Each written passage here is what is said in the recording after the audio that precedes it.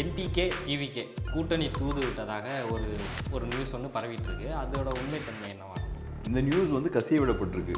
So இந்த news கசிகிறதால ஏதோ சில விஷயங்களை செய்ய முயற்சி பண்ணுறாங்க. இது நிஜமாவே அவங்க பண்ணாங்களா அதெல்லாம் நமக்கு தெரியல. ஆனால் கண்டிப்பாக இந்த நியூஸை கசிய விட்டவங்களுக்கு ஏதோ ஒரு அஜெண்டா, ஒரு பிளான் ஏதோ ஒன்று இருக்குது. ஸோ இந்த மாதிரி நியூஸ் எதுக்கு முதல் கசிய விடுவாங்க? கசிய விட்டால் பல்ஸ் பார்க்கலாம். ரைட், ஓகே, மக்களோட மனநிலை என்னவா இருக்குது, என்டிகே கேடஸ் அதை ஏற்றுக்கிறாங்களா, டிவிகே கேடஸ் அதை விரும்புகிறாங்களா, இந்த மாதிரியான விஷயங்களை செக் பண்ணி பார்ப்பாங்க. ஏன்னா விஜய்க்கு இருக்கிற சிக்கல் என்னன்னா, அதிமுக பாஜக அணி ஸ்ட்ராங் ஆயிடுச்சுன்னா விஜய் சைடு ஓட்ஸ் வராது. ஏன்னா இப்போ அதிமுக பாஜக அணி ஸ்ட்ராங் ஆயிடுச்சுன்னா மக்கள் என்ன யோசிப்பாங்க? திமுகவை வீழ்த்துறதுக்கு இவங்களுக்கே நம்ம ஓட் போட்டலாம்னு நினைப்பாங்க. அதிமுக பலவீனமா இருந்ததுன்னா விஜய்க்கு ஓட்டு வரதுக்கு வாய்ப்பு அதிகம். ஒன்று ஐடியாலஜிக்கல் டிஃப்ரென்ஸ் இருக்குது. நீங்கள் தமிழ் தேசியமும் திராவிடமும் பேசுகிறீங்க, பெரியார் தூக்கி வச்சுட்டு இருக்கீங்க, என்டிகே பெரியாரை அட்டாக் பண்ணிக்கிட்டு இருக்காங்க. அதுபோக உங்களோட சமீப கால செயல்பாடுகளும் சரியா இல்லை. என்டிகே எதிர்த்துமே சில விஷயங்கள் நீங்கள் செஞ்சுருக்கீங்க. கரூர் சம்பவம் நடந்திருக்கு. இப்போ யோசிச்சு பாருங்க, என்டிகே மாதிரியான ஒரு கட்சி அவங்களோட போய் கூட்டணி வச்சா. காங்கிரஸ் பார்ட்டியை பொறுத்தளவில் திமுக கிட்ட என்ன கேட்குறாங்க? அவங்க சீட்ஸ் வேணும், அதிகாரத்தில் பங்கு வேணும். இது ரெண்டு விஜய்க்கு எப்படி கிடைக்கும்? அப்போ இல்லாத அதிகாரத்தை நீங்கள் எப்படி பகிர்ந்து கொடுப்பீங்க? அப்போ அதிகாரத்தையும் பகிர்ந்து கொடுக்க முடியாது, உங்ககிட்ட சீட்ஸும் கொடுக்க முடியாது. நான் காங்கிரஸ் பார்ட்டி எதுக்கு அங்கே போகணும்? இப்போ எஸ்ஏசி மீண்டும் அவங்க அந்த பேட்டிலே என்ன சொல்கிறாங்க அப்படின்னா, நான் ஒரு 1000 மைக் வச்சாலும் நான் பேசுவேன். இந்த 1000 மைக்கு, இந்த மைக்கை பார்த்து பயப்படுறவங்கள்ட்ட போயிட்டு நீங்கள் இந்த கேள்வியெல்லாம் கேளுங்க, நான் கட்சியிலே கிடையாது அப்படின்ற மாதிரி சொல்லிட்டாங்க. இது எப்படி பார்க்குறீங்க? எஸ்ஏசி அவர்களால் ஸ்டார்டிங்கில் இருந்தே விஜய்க்கு தான் damage. This video is presented by BMC. Desktop and laptops for your office at wholesale price. All in one place. FT politics நேயர்களுக்கு வணக்கம். இன்னைக்கு நம்ம கூட பேசுறது கேப்ரியல் சார் தான் நினைச்சிருக்காங்க. வாங்க பேசலாம். சார் வணக்கம். வணக்கம். என்டிகே டிவிகே கூட்டணி தூது விட்டதாக ஒரு நியூஸ் ஒன்று பரவிட்டு இருக்கு. அதோட உண்மைத்தன்மை என்னவா இருக்கும்? உண்மைத்தன்மை என்ன நமக்கு தெரியல. ஆனால் இந்த நியூஸ் வந்து கசிய விடப்பட்டிருக்கு. ஸோ இந்த நியூஸ் கசிகிறதால ஏதோ சில விஷயங்களை செய்ய முயற்சி பண்ணுறாங்க. இது நிஜமாவே அவங்க பண்ணாங்களா அதெல்லாம் நமக்கு தெரியல. ஆனால் கண்டிப்பாக இந்த நியூஸை கசிய விட்டவங்களுக்கு ஏதோ ஒரு அஜெண்டா, ஒரு பிளான் ஏதோ ஒன்று இருக்குது. ஸோ இந்த மாதிரி நியூஸ் எதுக்கு முதல் கசிய விடுவாங்க? கசிய விட்டால் பல்ஸ் பார்க்கலாம். ரைட், ஓகே, மக்களோட மனநிலை என்னவா இருக்குது, என்டிகே கேடஸ் அதை ஏற்றுக்கிறாங்களா, டிவிகே கேடஸ் அதை விரும்புகிறாங்களா, இந்த மாதிரியான விஷயங்களை செக் பண்ணி பார்ப்பாங்க.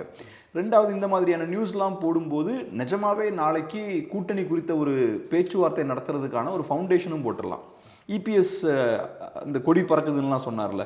ஸோ இனிஷியலாக அந்த மாதிரி 2 விஷயங்களை சொல்லியாச்சுன்னா அதை ஒரு பேசு பொருளாக மாற்றிட்டு அதுக்கப்புறம் நிஜமாக நீங்கள் கூட்டணிக்கான முயற்சிகள்லையும் இறங்க ஆரம்பிக்கலாம். ஸோ ஏதோ ஒரு வகையில் ஒரு தரப்பினருக்கு இந்த மாதிரியான ஒரு கூட்டணி இருந்தால் பெட்டராக இருக்கும் அப்படின்ற மாதிரி தோணுது.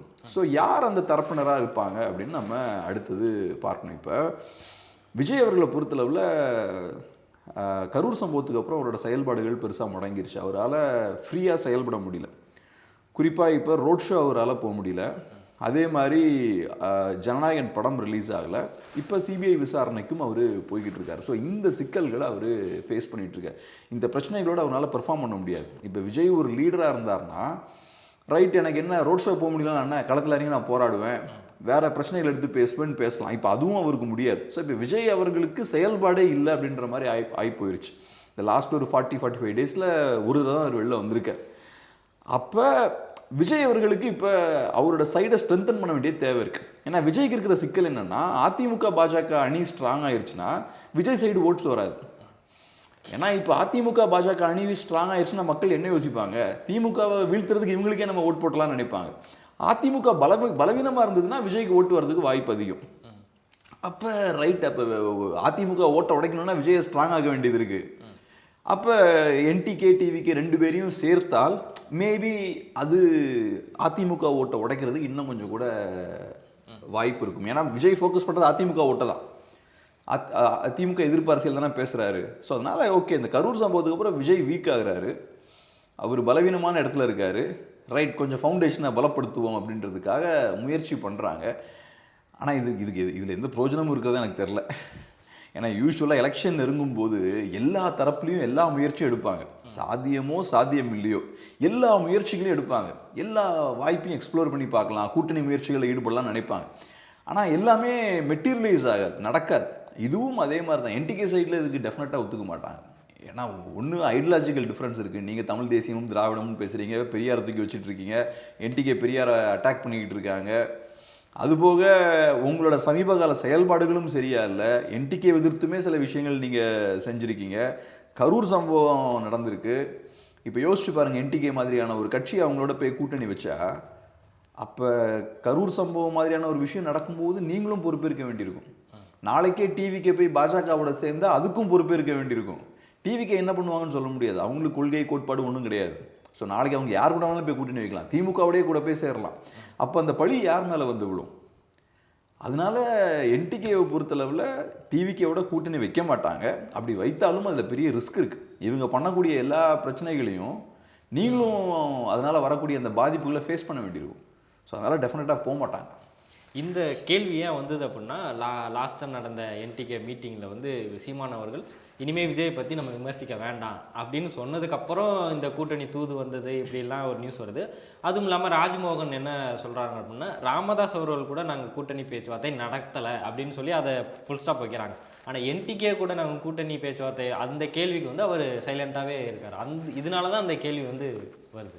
இப்போ நான் சொன்ன மாதிரி டிவிகே தரப்புல இருந்து பார்த்தோம்னா ப்ராக்டிக்கலாக அவங்களுக்கு ஒரு தேவை இருக்குது. ஏன்னா அவங்க வீக் ஆகிட்டாங்க, அவங்களால ஹைப் கிரியேட் பண்ண முடியல, நல்லா செயல்படுறதுக்கான ஸ்கோப்பும் இல்லை. இன்னும் 2 மாதம் இருக்குது. அந்த 2 மாதத்தில் பெருசாக எதுவும் அவங்களால பண்ணிட முடியாது. ஏன்னா அவங்களுக்கு ஆப்ஷன்ஸ்லாம் கம்மியாயிருச்சு. ஸோ அதனால் அவங்க தரப்பில் எனக்கு புரிஞ்சுக்க முடியுது. இப்போ என்டிகே சைடில் டிவிகேவை பற்றி பேச வேண்டாம்னு சொல்கிறாங்கன்னா அதை எப்படி புரிஞ்சுக்கணுன்னா, இப்போ என்டிகேவோட அரசியல் என்ன? மோஸ்ட்லி என்டிகேவுக்கு ஒருத்தர் வாக்கு போடுறாருன்னா திமுக எதிர்ப்புக்காக தான் அவர் என்டிகேக்கு ஓட் போடுறாரு. பிஜேபிக்கும் அதே மாதிரி தான். திமுக எதிர்ப்புன்ற புள்ளியிலிருந்து தான் பிஜேபிக்கு ஓட் போடுறாங்க. அதிமுகவுக்கும் அதே மாதிரி தான். திமுக எதிர்ப்புன்ற புள்ளியிலிருந்து அதிமுக ஓட் போடுறாங்க. அப்போ ஒரு சராசரி வாக்காளர் ஒருத்தர் என்டிகேவுக்கு ஓட்டு போடணும்னா என்டிகே திமுக எதிர்ப்பு அரசியலை தான் கையில் எடுக்கணும். நீங்கள் திமுக எதிர்ப்பு அரசியலை பேசாமல் திமுக எதிர்ப்பு பேசக்கூடிய இன்னொரு கட்சியை அட்டாக் பண்ணீங்கன்னா உங்கள் அரசியல் எடுபடாது. உதாரணத்துக்கு இப்போ பாஜக திமுகவை தான் எதிர்க்கணும், பாஜக திமுக எதிர்க்காம என்டிகே எதிர்க்கிறாங்கன்னு வச்சுப்போம், அது பெருசாக எடுபடாது. அதே மாதிரி என்டிகேவும் பாஜக அதிமுக எதிர்க்கிறாங்கன்னு வச்சுப்போம், அது அவங்க வாக்காளர்கள் மத்தியில் சரியாக எடுபடாது. ஸோ என்டிகே நல்லா அரசியல் பண்ணணும்னா திமுகவை ஃபோக்கஸ் பண்ணி அரசியல் பண்ணணும். அதிமுகவுக்கும் இது பொருந்தும், பாஜகவுக்கும் இது பொருந்தும், டிவிகேவுக்கும் இது பொருந்தும். ஏன்னா அவங்களும் அந்த அரசியல் தான் பண்ணுறாங்க. ஸோ அதனால நம்ம டார்கெட் அங்கே இருக்கணும். எலெக்ஷன் டைமில் திமுக அட்டாக் பண்ணால் தான் நம்ம ஓட்ஸ் எல்லாம் வாங்க முடியும். அந்த ஆங்கிள் இருந்து அவங்க பேசியிருப்பாங்க. ஸோ விஜய் பற்றி பேச வேண்டாம்னு சொல்கிறதுன்றது கூட்டணிக்கு போகிறதா நான் பார்க்கல, போக முடியாதுன்னு தான் எனக்கு தோணுதாங்க. எஸ்ஏசி அவர்கள் பேசும்போது காங்கிரஸுக்கு வந்து விஜய் கொடுக்குற வாய்ப்பை வந்து நீங்கள் பயன்படுத்திக்கணும், நீங்கள் வந்து இந்த நாடு சுதந்திரமாகிறதுக்காக போராடிய கட்சி, நீங்கள் வந்து இப்போது தமிழ்நாட்டில் மலிவாக அது குறைஞ்சிக்கிட்டே வருது உங்களோட பவர், அதனால் நீங்கள் விஜய் கொடுக்குற ஆஃபரை யூஸ் பண்ணிக்கிட்டு நீங்கள் இன்னும் பெருசாக மாறணுன்ற மாதிரி சொல்கிறாரு. விஜய் என்ன ஆஃபர் கொடுத்துருக்காரு காங்கிரஸுக்கு? கூட்டணிக்கு வர சொல்கிறாங்க. அப்படி சொல்லியிருக்காங்களா? அஃபிஷியலாக அதான் சொல்லியிருக்காங்களா? எனக்கு தெரில. அஃபிஷியலாக எதுவும் சொல்ல, ஆனால் அவங்க பேச்சுவார்த்தை நடக்குது. ஏன்னா நான் பார்த்த அளவில் விஜய் அவர்களை ஆதரித்து காங்கிரஸ் தரப்பில் நிறையா பேசுகிறாங்க. ஈவன் ராகுல் காந்தி அவர்கள் ஜனநாயகன் படம் குறித்துலாம் அவர் ட்வீட்லாம் போடுறார். ஆனால் விஜய் தரப்புலேருந்து எதுவும் பேசின மாதிரி எனக்கு தெரியலையே. ஸோ அதனால் ஏன்னா இப்போ விஜய் அவர்கள் ஸ்டார்டிங்லேருந்தே நீங்கள் பார்த்தீங்கன்னா திமுகவுக்கு பாதிப்பு ஏற்படுத்தக்கூடிய எந்த விஷயத்தையுமே அவர் பண்ணல. அவர் பேசக்கூடிய அரசியல் அதிமுகவுக்கு தான் பாதிப்பு ஏற்படுத்துது. பார்த்தா திமுக அட்டாக் பண்ணுற மாதிரி தெரியும், ஆனால் அவர் செய்கிற விஷயம் என்னென்னா அதிமுக அரசியல் அப்படியே கைப்பற்றிட்டார். அவர் கைப்பற்ற முயற்சி பண்ணுறாருன்னு வச்சுப்போம். திமுக எதிர்ப்புன்றது அதிமுகவோட அரசியல் தானே. அதை இவர் பேசினார்னா என்ன ஆகும்? அதிமுக ஓட்டு தான் உடையும். அந்த விஷயத்தை தான் விஜய் செய்ய முயற்சி பண்ணுறாரு. ஸோ ஸ்டார்டிங்லேயே இந்த கேள்வி வந்தது, விஜய் பாஜக அதிமுக கூட்டணியில் போய் சேருவாரா அப்படின்ற கேள்வி வந்தது. அப்போ நான் ரொம்ப ஸ்ட்ராங்காக ஸ்டார்டிங்லேருந்து சொன்ன விஷயம் என்னென்னா அதை பண்ணவே மாட்டார் விஜய். ஏன்னா லாஜிக் என்னன்னா விஜய் செய்கிற விஷயங்கள் எல்லாமே திமுகவுக்கு லாபம் சேர்க்கக்கூடிய விஷயங்களா இருக்கு. அவரு போய் பாஜக அதிமுகவோட சேர்ந்தாச்சுன்னா முடிஞ்சிடும், கம்ப்ளீட்டாக ஸ்வீப் பண்ணிடுவாங்க அதிமுக அலைன்ஸ். அதை கடைசி வரைக்கும் அவர் பண்ணவே இல்லை. அதிமுக சைடில் முயற்சி பண்ணாங்க, அதே மாதிரி பாஜக சைடில் முயற்சி பண்ணாங்க, ஆனால் விஜய் வழிக்கு வரவே இல்லை. விஜய் கரெக்டாக யூஸ் பண்ணிக்கிட்டார் அவங்கள. பிரச்சனையில் மாட்டும் போது அதிமுக விஜயை சப்போர்ட் பண்ணுறாங்க.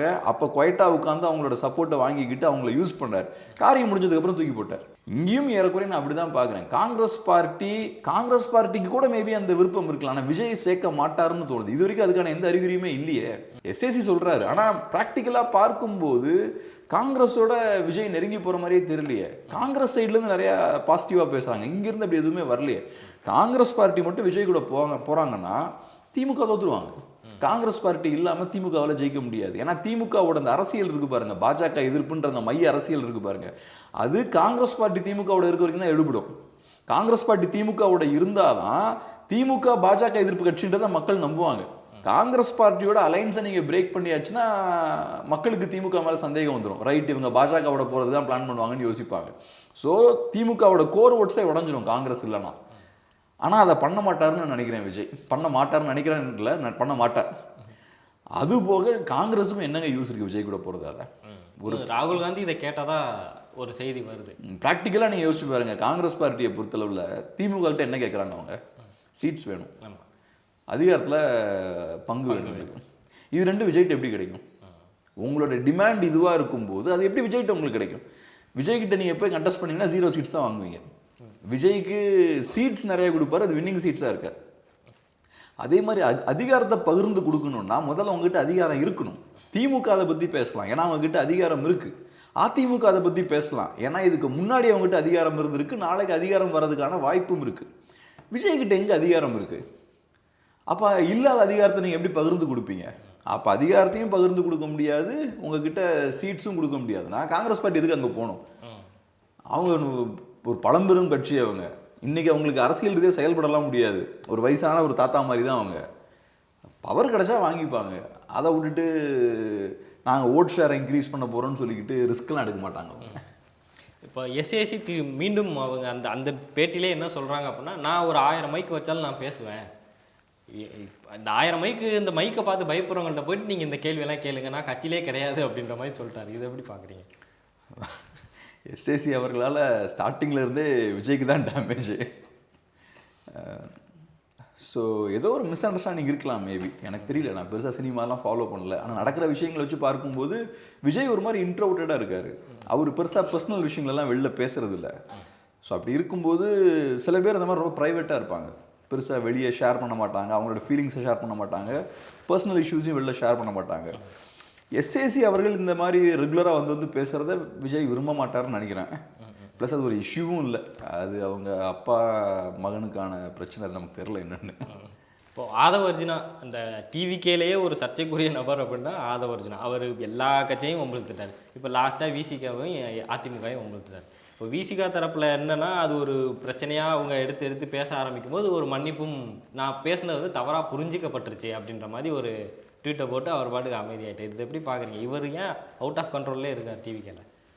இப்போ அதிமுகவை அவங்க அட்டாக் பண்ணுறாங்கன்னா அது காரணம் அதிமுக பலவீனமாக இருக்குது அப்படின்ற ஒரு தோற்றத்தை ஏற்படுத்த முயற்சி பண்ணுறாங்க. நான் சொன்ன மாதிரி அதிமுக பலவீனமாக இருந்தால் தான் டிவிகேவால் ஸ்கோர் பண்ண முடியும். இப்போ 24ல் என்டிகே நிறைய ஓட்ஸ் வாங்குறாங்க, 8% வாங்குறாங்க. அதுக்கான காரணம் என்ன?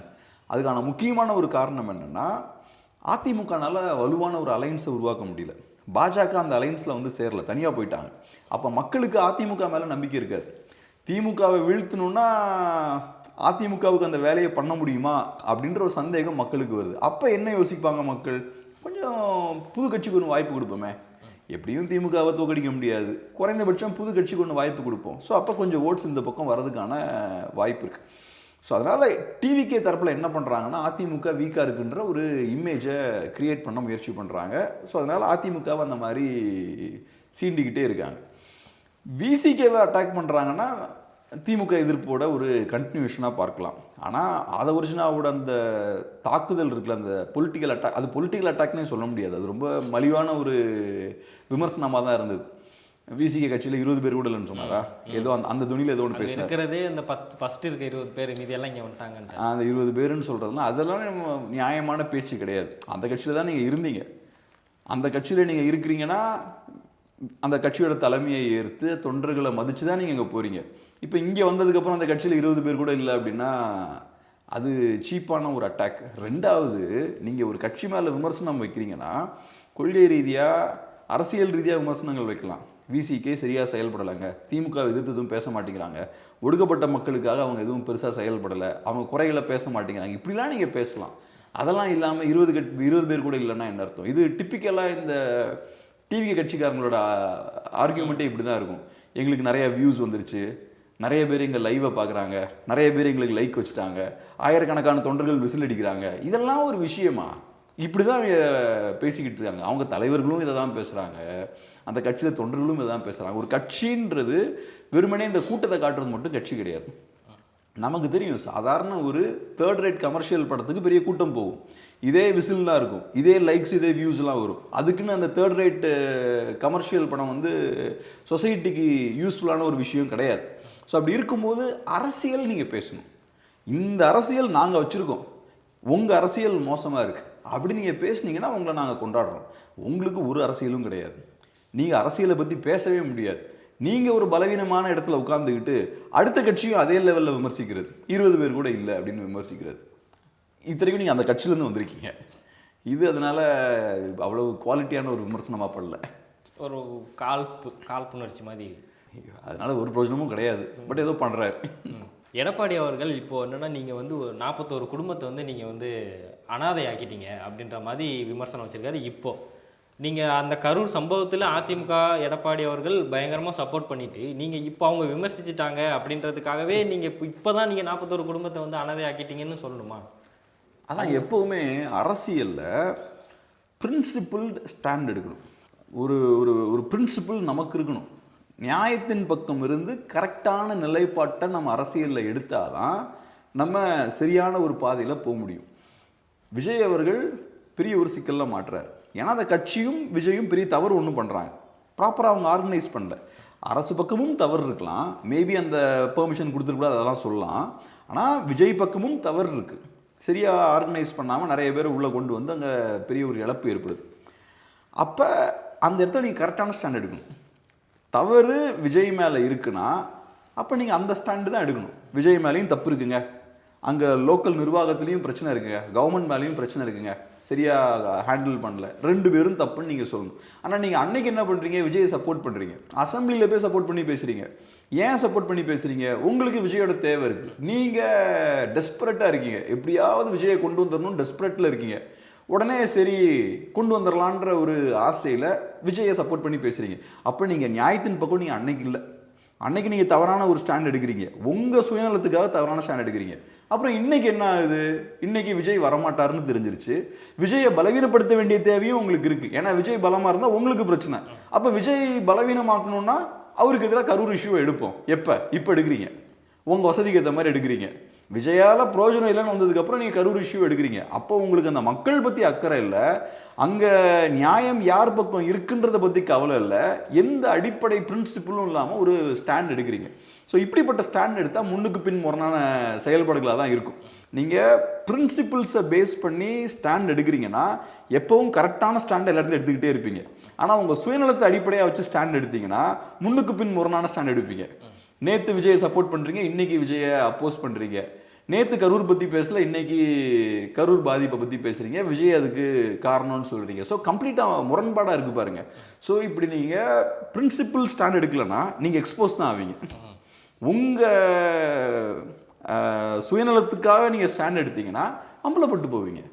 இங்கே அதுதான் சிக்கல். ஸோ இப்போ நீங்கள் கரூர் இஷ்யூவை எடுத்து என்ன பேச்சு பேசினாலும் அது எடுபடாது. ஒன்று இஷ்யூ கடந்து போச்சு, 2வது நீங்கள் பேசினா எடுபடாது. நீங்கள் அதை ஆதரித்து பேசினவர், விஜய் ஆதரித்து பேசினவர், ஆதரித்து பேசி 2 மாதம் கழிச்சு எதிர்த்து பேசினா அது எப்படி எடுபடும்? வேற யாராவது பேசினா கூட எடுபடும், நீங்கள் பேசினா எடுபடாது, அன்ஃபார்ச்சுனேட்லி.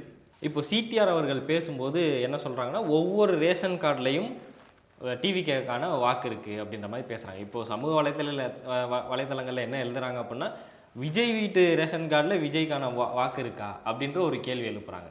இந்த மாதிரி நீங்கள் ஒரு ரேஷன் கார்டுக்கு ஒரு வாக்கு அப்படின்னு கணக்கு பண்ணிவிட்டு அந்த எல்லார் வீட்லேயுமே அந்த மாதிரி இருக்கும்னு நினைக்கிறாங்களா? இப்போ இது என்ன லாஜிக்கு? வீடுனா ரேஷன் கார்டு இருக்கும், வீடுனா ஒரு பெட்ரூம் இருக்கும், டாய்லெட் இருக்கும், சைக்கிள் இருக்கும், 2 வீலர் இருக்கும். அதெல்லாம் இருக்குன்னா விஜய்க்கு ஓட்டு இருக்குன்னு அர்த்தம் கிடையாது. விஜயோட ஆதரவாளர் இருந்தால் விஜய்க்கு ஓட்டு விழும், விஜயோட ரசிகர் இருக்கலாம், ஆனால் அவர் விஜயோட ஆதரவாளராக இருக்குன்னு அவசியமே கிடையாது, விஜய்க்கு ஓட் போடணும்லாம் அவசியமே கிடையாது. ஸோ இதில் என்ன லாஜிக் இருக்குது? ஓகே, வீட்டில் ரேஷன் கார்டு இருக்குது, அதுக்கு என்ன? இப்போ இதெல்லாம் என்ன பேச்சு? இதெல்லாம் உங்களுக்கு டேட்டா வைஸ் ஏதாவது ப்ரூஃப் இருக்கணும். இல்லை நாங்கள் இந்த ரிசர்ச்லாம் பண்ணோம், இந்த குறிப்பிட்ட இந்த செக்ஷன்லாம் எங்களுக்கு ஓட் போடுறதா இருக்காங்க, அதுவுமே உங்கள் பார்வையாக தான் இருக்கும். ஆனால் எந்த பேசிக்கான ஃபேக்ட்ஸு டேட்டா எதுவுமே இல்லாமல் நீங்கள் பாட்டுக்கு எல்லா வீட்லேயும் ரேஷன் கார்டு இருக்குது, எல்லா வீட்லேயும் எங்களுக்கு ஒரு ஓட்டு இருக்குது அப்படின்னா ஏன் இது மற்ற கட்சிக்கெலாம் அப்ளை ஆகாதா? விஜய்க்கு மட்டும் தான் அப்ளை ஆகுமா? ரேஷன் கார்டு வச்சுருக்கவங்களாம் விஜய்க்கு மட்டும் தான் ஓட் போடுவாங்களா என்ன? ஸோ அதனால் இப்படியான விஷயங்கள் பேசுகிறாங்க. இதுக்கான காரணம் என்னென்னா, இந்த கட்சியை பொறுத்தளவில் இந்த ஒரு ஹைப்பு கிரியேட் பண்ணுறதுல ரொம்ப கவனமாக இருக்காங்க. விஜய் பயங்கரமாக ஓட்டு வச்சுருக்காரு. வேறு எந்த கட்சியாவது இப்படி பேசி பார்த்துருக்கீங்களா? புது கட்சிகள் நிறைய ஆரம்பிக்கிறாங்க. யாருமே இந்த மாதிரி எங்களுக்கு 40% ஓட்டு இருக்குது, எங்களுக்கு இந்த மாதிரி 2 கோடி பேர் எங்களுக்கு ஓட் போடுவாங்க, நாங்கள் லட்சக்கணக்கான கூட்டத்தை நாங்கள் கூட்டுவோம், நாங்கள் வீடியோ போட்டோம்னா லட்சக்கணக்கான பேர் பார்ப்பாங்க, லைக் வாங்குவோம், இப்படிலாம் வேறு எந்த கட்சியாவது பேசி பார்த்துருக்கீங்களா? நாங்கள் ஜெயிப்போம்னு சொல்லுவாங்க, எல்லா கட்சியுமே நல்லா பெர்ஃபார்ம் பண்ணணும்னு சொல்லுவாங்க. ஆனால் இந்த மாதிரி ஒரு சினிமா தொழிலில் பேசி பார்த்துருக்க மாட்டீங்க. சினிமாக்காரங்க அப்படி பேசிகிட்டு இருப்பாங்க. ஃபஸ்ட் டே ஃபஸ்ட் ஷோவே பார்த்தீங்கன்னா ஃபுல்லாக கூட்டம் வந்துச்சு, எங்களுக்கு டிக்கெட் எல்லாமே சேல்ஸ் ஆயிடுச்சு, இன்டர்நேஷனல் லெவலில் ரெக்கார்டை பிரேக் பண்ணிட்டோம். இதெல்லாம் சினிமாக்காரங்க பேசுகிற பேச்சு, இதெல்லாம் சினிமா ரசிகர்கள் பேசுகிற பேச்சு. இதே பேச்சை நீங்கள் அரசியலுக்குள்ள கொண்டு வந்திருக்காங்க. ஜேர்னலிஸ்ட்டுகளையும் சினிமாக்காரர்களோட ரசிகர்கள் மாதிரி மாற்றிட்டாங்க. அவங்களும் உட்காந்து விஜய்க்கு 40% ஓட்டு இருக்குங்க, 20% ஓட்டு இருக்குங்க, என்ன டேட்டா வச்சு நீங்கள் பேசுகிறீங்க? கேட்டால் அந்த சீக்ரெட் கருத்து கணிப்பு, இன்டர்னல் கருத்து கணிப்பு, உங்களுக்கு எப்படி சார் அந்த டேட்டாலாம் கைக்கு வந்தது? அது லீக் ஆச்சு. அப்போ நீங்கள் அதெல்லாம் பேசக்கூடாது. இப்படிலாம் நீங்கள் பேசணுன்னு தான் அதெல்லாம் லீக் ஆகுது இல்லை? ஸோ இப்படி எந்த பேஸுமே இல்லாமல் பெரிய பெரிய டிவி சேனல்ஸ் தான் அதை பேசுகிறாங்க.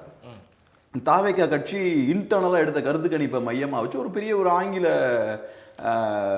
தொலைக்காட்சி பேசிகிட்டு இருக்காங்க. அதை வச்சு அந்த கட்சி இன்டர்னலாக எடுத்த கருத்து கணிப்பை நீங்கள் எதுக்கு பொது கருத்து கணிப்பாக எடுத்து பேசணும்? ஒரு பொதுவான நிறுவனம் எடுத்தால் கூட பரவாயில்ல, இந்த கட்சி எடுத்தது நீங்கள் எடுத்து பேசணும். ரெண்டாவது, அந்த கருத்து கணிப்பின் மூலமாக வரக்கூடிய அந்த முடிவுகளை தான் அவங்க ரிலீஸ் பண்ணியிருக்காங்கன்னு என்ன உத்தரவாதம் இருக்குது? அவங்க சுமார் 5% எக்ஸ்ட்ரா ஏற்றி கொடுத்தாங்கன்னா என்ன பண்ணுவீங்க? இதெல்லாம் எதுவுமே இல்லாமல் அவங்க பாட்டுக்கு எதெல்லாமோ டிஸ்கஸ் பண்ணுறாங்க. நார்மலாக ஒரு அரசியல்வாதி என்ன பண்ணுவாங்க? 10% ஓட்டு இருக்குன்னா 20ம்பாங்க. அப்புறம் அவங்க கொடுக்கக்கூடிய கருத்து கணிப்பு முடிவுகளை வச்சு நீங்கள் எதுக்கு டிஸ்கஸ் பண்ணுறீங்க? அதில் என்ன நம்பகத்தன்மை இருக்கும்? ஸோ அதனால் இந்த கட்சி ஒரு ரசிகர் மனப்பான்மையிலேயே இந்த கட்சி செயல்பட்டு இருக்கு. இந்த ரசிகர் மனநிலையில் தான் இருக்குது இந்த கட்சி. எங்களுக்கு 20% ஓட்டு இருக்குது, நாங்கள் 2 கோடி பேர் ஓட்டு போடுவாங்க, இப்படி பண்ணிடுவோம், அப்படி பண்ணிடுவோம். இதனால் என்ன பிரயோஜனம்? உங்களை அரசியல் என்ன? அதை பேசுங்க. அரசியல் என்னன்னா ஒன்றுமே கிடையாது. அதே மாதிரி பிரச்சனை வரும்போதும் காணாமல் போயிடுறது, எல்லாம் களத்தில் யாருமே இல்லை, எல்லாம் அப்ஸ்காண்ட் ஆகிடுறது, ஓடி ஒளிஞ்சிடுறது. அது காரணம் என்னென்னா உங்களுக்கு அரசியலே கிடையாது, அரசியல் மயப்பட்ட தொண்டர்களும் கிடையாது. அப்போ பிரச்சனை தான் காணாமல் தான் போவீங்க. இதில் உட்காந்துட்டு நாங்கள் இவ்வளோ பெரிய கூட்டம், கோடி பேர் இருக்கட்டும், கரூர் சம்பவம் நடந்தப்போ எல்லாம் எங்கே போனீங்க? 2 கோடி ஓட்டு இருக்குது, ரைட்டு. கரூர் சம்பவம் நடந்தப்போ எங்கே போனீங்க? எல்லாம் அந்த 2 கோடி பேரில் 10 பேர் கூட வெளில வரல, எல்லாம் காணாமல் போயிட்டாங்க. அப்போ இந்த கூட்டத்தை வச்சு நீங்கள் என்ன பண்ண முடியும்? இந்த கூட்டத்தால் தமிழ்நாட்டு மக்களுக்கோ தமிழ்நாட்டுக்கோ என்ன பயன் இருக்குது? இந்த கூட்டம் காட்டக்கூடிய விஷயம் என்னென்னா, தமிழ்நாடு அழிவு பாதையில் போய்கிட்டு இருக்கு, பெரிய ஒரு வீழ்ச்சி இருக்குன்றதான் காட்டுது. இதை கூச்ச நாச்சமே இல்லாமல் பேசிக்கிட்டே வேற இருக்காங்க.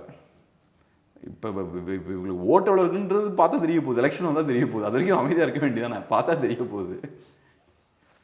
இப்போது சீமான் அவர்கள் ஒரு 4% ஓட்டு வாங்குறாரு. அந்த டைமில் கமல் அவர்கள் வராங்க திரைத்துறையிலேருந்து. அதுக்கப்புறம் ஒரு 8.22 வாங்குறாரு. அதுக்கப்புறம் விஜய் அவர்கள் வராங்க. இப்போ கமல் அவர்கள் திமுக கூட இணைஞ்சிட்டார்.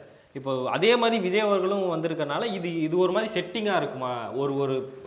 ஒரு திராவிட கட்சிகள்லேருந்து வாக்கு 8.22 36 லட்சம் பக்கம் போகுது அப்படின்னா இதை 2 கட்சிகளாலையும் ஏற்க முடியல, அங்கே இருக்க யாரோ ஒரு நாள் ஏற்றுக்க முடியல, அதனால விஜய் போன்ற கமல் போன்ற ஒரு நபர்களை இறக்குறாங்க அப்படின்ற ஒரு பேச்சு இருக்குது. அது சாத்தியம் இருக்குமா?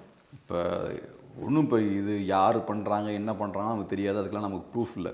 நான் நடக்கிற விஷயங்கள் வச்சு பார்க்கும்போது விஜய் உடைக்க போகிறது அதிமுகவோட வாக்குகளை. அதிமுகவோட வாக்குகளை உடைக்கிறதால யாருக்கு லாபம்னு பாருங்கள். அப்போ ஒரு தரப்பினருக்கு அதனால லாபம் இருக்குன்னா மேபி அவங்க பேக் பண்ணலாம் விஜயை. மேபி நான் சொல்கிறேன், நம்மக்கிட்ட அதுக்கான ப்ரூஃப் இல்லை. ஆனால் லாஜிக்கலாக நம்ம பார்க்குறோம் விஜயோட அரசியல் வருகையால் யாருக்கு லாபம் அப்படின்னு பார்க்குறோம். இப்போ இன்னொன்று கேட்கலாம், என்டிகேவும் அதிமுகவோட ஓட்டை தானே உடைக்கிறாங்க, அப்போ என்டிகேவையும் திமுக தான் பேக் பண்ணுறாங்கன்னு நீங்கள் சொல்லுவீங்களா அப்படின்ற மாதிரி கேட்கலாம். இப்போ என்னென்னா, என்னோட வாதம்ன்றது என்னென்னா, அதிமுக வாக்கை யாரும் உடைக்கக்கூடாதுன்னு நான் சொல்ல, திமுக வாக்கை யாரும் உடைக்கக்கூடாதுலாம் சொல்ல, எல்லாரோட வாக்கும் யார் வேணாலும் உடைக்கலாம். அதிமுகவோட வாக்குன்னே ஒன்றும் கிடையாது, எல்லாம் மக்கள் தானே. இன்றைக்கி ஓட் போடுறாங்க, நாளைக்கு இன்னொரு கட்சி அந்த வாக்கை வாங்கிக்கலாம். ஆனால் இங்கே சிக்கல் என்னன்னு பார்த்தோம்னா அரசியலே இல்லாமல் பொலிட்டிக்கல் அஜெண்டாவோட செயல்படுறது இருக்கு பாருங்க. விஜய்க்கு ஒரு அரசியலும் இல்லை, அங்கே தான் சிக்கல் வருது. நீங்கள் ப்ராப்பரான ஒரு அரசியலை முன்வைத்து ஒரு மாற்று அரசியலை கட்டமைச்சு நீங்கள் வாக்குகளை வாங்க, யார் வாக்குகள் வேணால் வாங்க, ஒன்றும் பிரச்சனையே கிடையாது. இங்கே சிக்கல் என்னன்னா ஒரு போலியான ஒரு அரசியலை முன்வைக்கிறீங்க, தமிழ்நாடு அரசியலோட ஸ்டாண்டர்டே கம்மி பண்ணுறீங்க, பண்ணிட்டு 2 எலெக்ஷனில் இந்த மாதிரி ஓட்டை உடைக்கிறது, அப்புறம் 3 எலெக்ஷனில் காணாமல் போயிடுறது. கமலா தானே பண்ணார், வந்தார், திமுக எதிர்ப்பு பேசினார், ஒரு அதிமுக ஓட்டை தான் உடைச்சிட்டு அதுக்கப்புறம் திமுகவோடய போய் சேர்ந்தாச்சு. அப்போ அவருக்கு ஓட்டு போட்டவங்கலாம் இப்போ என்ன ஆயிருப்பான்? எவ்வளோ பெரிய ஏமாற்றமாக உங்களுக்கு இருக்கும். நம்பி ஓட்டு போட்டாங்க, மக்கள் நம்பிக்கையை ஃபுல்லாக வீணடிச்சாச்சு. தமிழ் சொசைட்டி எந்த அளவுக்கு முட்டாள்தனமாக நம்ம இருக்கோம்னா அதை திருப்பி கேட்கறது கூட நம்மளால முடியல. ஒரு 3% மக்கள் ஏமாந்துருக்காங்க, திருப்பி யாருமே கேட்கலையே, இப்படி ஏமாத்திட்டீங்களேன்னு யாரும் கேட்கல, எந்த ஒரு கோபமும் வெளிப்பட மாட்டேங்குது. சோஷியல் மீடியாவில் அதெல்லாம் ஒன்றும் வெளிப்படவே இல்லை. இப்போ நான் ஒரு காலத்தில் கரெக்டாக நான் ஆங்கரிங்லாம் பண்ண ஆரம்பித்தப்போ தான் கமல் அரசியலுக்குள்ள வரார். அந்த டைமில் நம்ம கமலை விமர்சித்து பேசணும்னா பெரிய திட்டுவிடும் நமக்கு. அது எப்படி நீ கமலை விமர்சிப்பு, அவர் எவ்வளோ பெரிய ஆள் தெரியுமா, எவ்வளோ பெரிய இன்டலெக்சுவல் தெரியுமா, ஆச்சா புச்சான்னு திட்டுவாங்க. இன்னைக்கு அவர் சொன்ன விஷயத்த செய்யாமல் மாறா யாரை எதிரின்னு சொன்னாரோ அங்கேயே போய் சேர்ந்துருக்காரு. இப்போ யாருக்கும் அந்த கோபம் வர மாட்டேங்குது. அப்போ நம்ம சொசைட்டி எப்படி இருக்கு பாருங்க. சரி, அவங்களுக்கு கமல் மேலே பெரிய ஒரு அபிமானம் இருக்கு, அவர் என்ன செஞ்சாலும் நான் கேட்பேன். இப்போ என்னால் ஜஸ்டிஃபை பண்ண முடியாது, அமைதியாக இருந்துப்பேன். ஆனால் அவர் திட்டலாம் மாட்டேன், போய் அவர்கிட்ட போய் இதெல்லாம் கேட்கவும் மாட்டேன். இப்போ இது வந்து ஒரு ரசிகர் மனநிலை தானே, ஒரு ரசிகர்களாக தான் நம்ம இருக்கோம். பொலிட்டிக்கல் கிளாரிட்டி நமக்கு இருந்ததுன்னா நடிகர்கள் இப்படிலாம் பண்ண மாட்டாங்க. நடிகர்களுக்கு தெரியும் தமிழ் மக்களுக்கு அரசியல் அறிவு இருக்குப்பா, நம்ம பாட்டுக்கு பிடிச்ச மாதிரி லெஃப்ட் ரைட்லாம் பல்ட்டி அடித்தோம்னா நமக்கு ஒரு பாடம் கற்பித்துருவாங்க, கவனமாக இருக்கணும்னு தெரியும். நமக்கு அரசியல் அறிவு இல்லாதனால என்ன வேணாலும் பண்ணலாம். கமல்ஹாசனோட செயல்பாடுகளால் நமக்கு பாதிப்பு ஏற்படுது, பெரிய ஏமாற்றம் ஏற்படுது. ஆனால் அதுலேருந்து நம்ம கற்றுக்கிட்டது என்ன? ஒன்றும் கிடையாது. ஆனால் அரசியல்வாதிகள் நிறைய கற்றுருக்காங்க. அவங்களுக்கு தெரியுது அழகாக கமல் மாதிரி ஒரு ஆளை வச்சு ஓட்டை உடைக்க முடியுன்றது அரசியல்வாதிகளுக்கு தெரியுது. இப்போ கமலோட பிகர் வெர்ஷன் வந்திருக்காரு, இப்போ விஜய் வந்திருக்காரு. கமல் செஞ்சதை இன்னும் பெரிய ஸ்கேலில் பண்ணுறதுக்காக வந்திருக்காரு. கமல் 3% ஓட்டுனா இவர் ஒரு 5-10% ஓட்டு உடைப்பார். அதுதான், வேற என்ன, அதுக்கு மேலே இவர் என்ன பண்ண முடியும்? நீங்கள் அரசியலை நிலைத்து நிற்கணும்னா உங்களுக்கு அரசியல் இருக்கணும், முதல்ல எதிர்காலத்துக்கான அரசியல் இருக்கணும். அப்போ தான் நீங்கள் அரசியலை நிலைத்து நிற்க முடியும். கமல்ஹாசன்ட்டு அரசியல் இல்லாதனால தான் 2 எலெக்ஷனில் காணாமல் போயிட்டார். விஜய்க்கும் அதே தான். அரசியல் இருக்கா இல்லையா? இல்லை. அப்போ நிற்க மாட்டார் ஃப்யூச்சரில். ஸோ அப்போ கமல் செஞ்ச அதே விஷயத்தை திரும்ப பண்ண போகிறாரு. விஜய் அவர்கள் இந்த 2026 அவர் அந்த தேர்தல் களத்துக்கு வர்றதுக்கு முன்னாடி அவர் என்ன சொன்னார்னா, ஆட்சியிலும் பங்கு அதிகாரத்திலும் பங்கு, நம்மளை நம்பியும் கூட்டணிக்கு வருவாங்க இல்லையான்னு கேட்டுட்டு, இப்போ வந்து நாங்கள் யார் காலையும் விழுந்து இருக்க தயாராக இல்லை, அதனால் நாங்கள் தனித்து நிற்க போகிறோம் அப்படின்ற மாதிரி சொல்லியிருக்காரு. இப்போ ஒரு விஜய் வந்து தனித்து நிற்கிறாரா இல்லை தனித்து விடப்பட்டாரா? அவர் தனிச்சு தான் நிற்கணும், ஒரு ஆப்ஷன் கிடையாது. இது அவருக்கே தெரிஞ்சிருக்கும் யார் அவரோட கூட்டணிக்கு வருவாங்க. நம்ம சொன்ன மாதிரி காங்கிரஸ் பார்ட்டிக்கு ஏன் அவரோட போக முடியாதுன்னு சொன்னோம். அதிகாரத்தில் பங்கு கொடுக்கணும்னா முதல்ல அதிகாரம் இருக்கணும். விஜய்கிட்ட அதிகாரம் இல்லை. அதிகாரம் கைக்கு வர்றதுக்கான வாய்ப்பு இருக்கானா? அதுவும் கிடையாது. சீட் ஜெயிக்கிறதுக்கான வாய்ப்பு இருக்கானா? அதுவும் கிடையாது. ஒரு சீட் ஜெயிக்கணும்னா குறைந்தது 20% ஓட்ஸ் இருந்தால் தான் சில இடத்துல நீங்கள் சீட் ஜெயிக்க முடியும். இப்போ சில சாதி கட்சிகள்லாம் இருக்காங்கன்னா பாக்கெட்ஸில் அவங்களுக்கு ஸ்ட்ரென்த் இருக்கும். ஓவரால் ஓட் ஷேர் கம்மியாக இருந்தாலும் சில பகுதிகளில் நிறையா ஓட்ஸ் இருக்கும், அப்போ ஜெயிக்கலாம். விஜய்க்கு அப்படி கிடையாது, இல்லை எல்லா இடத்துலையும் ஃபேன்ஸ் இருப்பாங்க, கொஞ்சம் ஃபேன்ஸ் எல்லா இடத்துலையும் இருப்பாங்க. அப்போ நீங்கள் 10% ஓட்டெலாம் ஜெயிச்சிங்கன்னா உங்களால் சீட்ஸ் ஜெயிக்க முடியாது, சீட்ஸ் அது கன்வெர்ட் ஆகாது. அப்போ உங்களுக்கு சீட்டும் இல்லை, அதிகாரமும் இல்லை. அப்போ எதுக்கு உங்கள்கிட்ட வந்து கூட்டணி வைப்பாங்க? யாரும் கூட்டணிக்கு வரமாட்டாங்க. நீங்கள் அதிமுக திமுக எதுக்கு கூட்டணிக்கு போகிறாங்க? எங்களுக்கு சீட்ஸ் நிறையா கிடைக்குது, எங்களுக்கு வேறு சில சலுகைகள்லாம் அவங்ககிட்ட இருந்து கிடைக்குது, லாபங்கள் இருக்குது, அதனால நாங்கள் அங்கே போகிறோம். அப்போ நீங்கள் அதை விட பெட்டராக கொடுக்கணும், வின்னிங் சீட்ஸ் கொடுக்கணும். அது இல்லைன்னா எதுக்கு போகிறாங்க? ஸோ அதனால் விஜயால் பெரிய கூட்டணிலாம் ஃபார்ம் பண்ண முடியாது, அதுக்கான வாய்ப்பே கிடையாது. இந்த 2 கூட்டணியிலையும் சேர முடியாதவங்க, விடுபட்டவங்க வேறு வழி இல்லாமல் இங்கே வந்து சேரலாம். அதிமுகலையும் இடம் இல்லை, திமுகலையும் இடம் இல்லை, அப்போ ரைட் இங்கே வரலாம் சில பேர்.